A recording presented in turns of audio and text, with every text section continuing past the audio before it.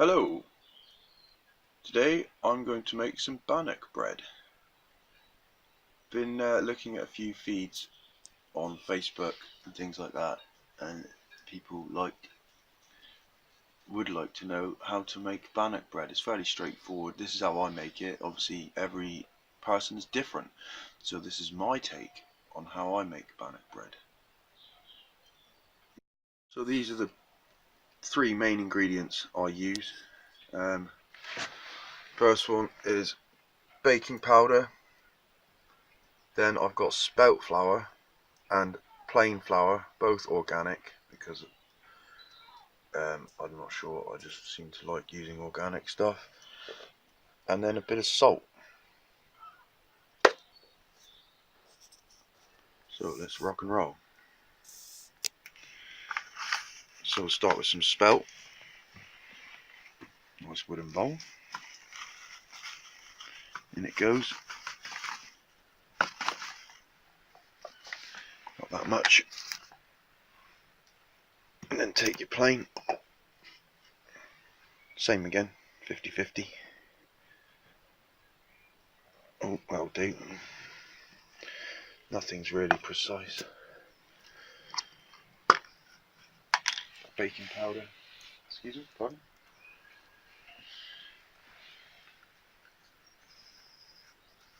And I'm going to go with 1,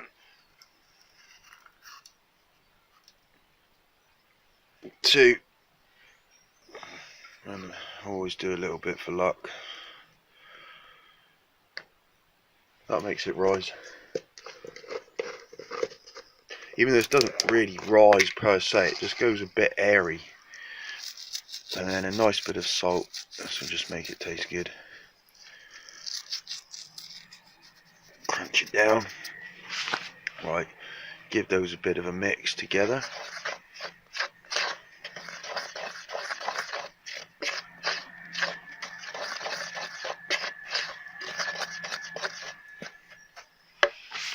Right, now you add water.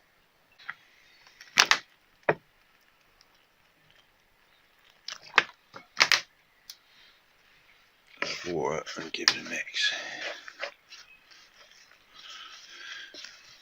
You don't add too much water. I think I almost added too much there, but because I made quite a few of these, I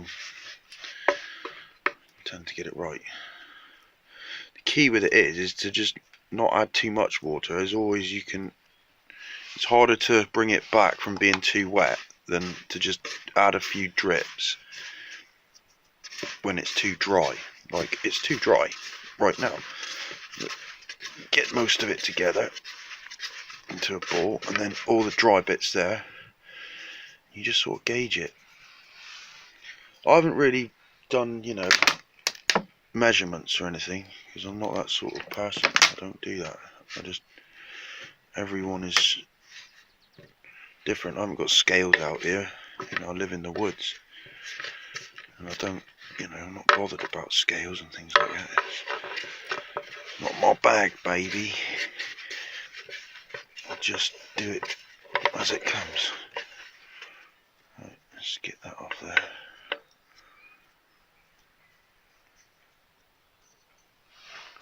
Spoon to one side.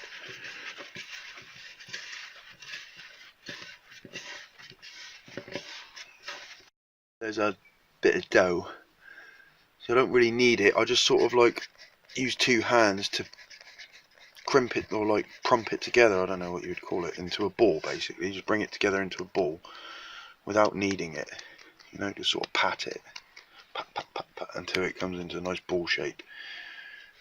So other things that are essential when cooking your bannock are the pan. I've used stainless steel, it tends to stick. Cast iron's very good, it's heavy, so if you're out on the road it's going to be tricky. I haven't used titanium because I haven't got that kind of money to spend on fancy stuff. But what I recommend is enamel. This is my granny's old pan. It's about 60-70 years old.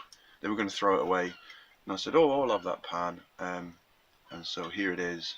I'm using it in the woods, and it's really good. It's a really good pan.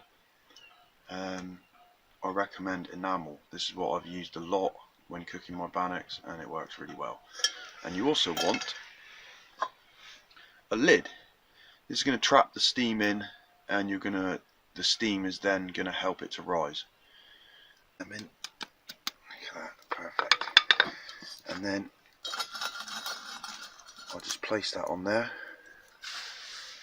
Right, next ingredient, rapeseed oil.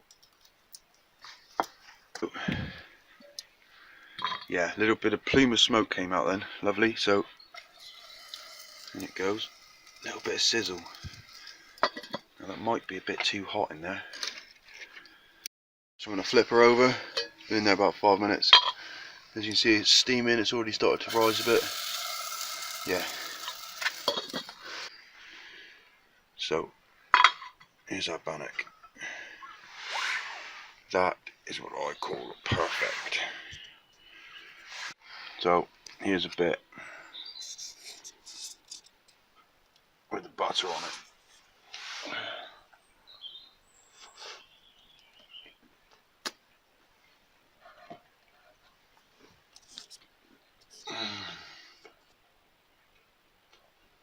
I have my butter salted as well. So